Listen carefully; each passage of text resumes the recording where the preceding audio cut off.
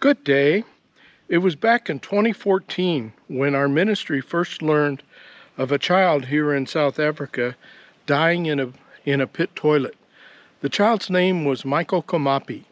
He's actually been made kind of famous because of the news reports that came out about his death, and there was a litigation and R1,000,000 lawsuit regarding that. And I was interested to read some of the recent news reports that there continues to be several children dying in pit toilets throughout South Africa.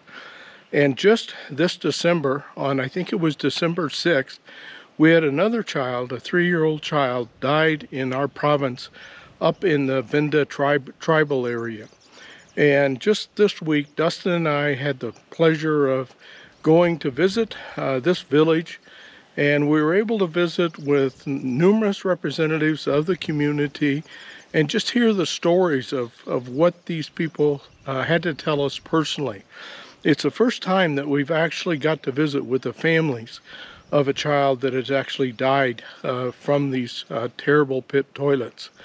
The community showed us toilets that are present in their community, particularly the schools, and it's discouraging that after all of this time and news reports, the problem remains to be a very, very serious problem. This child was 3 years old. He happened to be handicapped and died in his own yard in a pit toilet.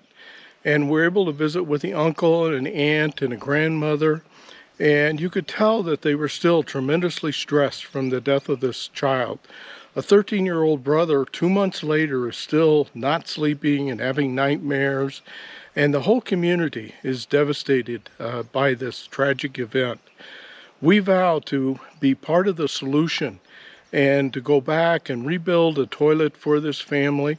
I was amazed that after 2 months they had still left the pit toilet standing. And Dustin and I will be going back there very soon and build them a new dry sanitation EnviroLoo toilet system and correct this so there will never be a tragedy, at least in this family's personal environment.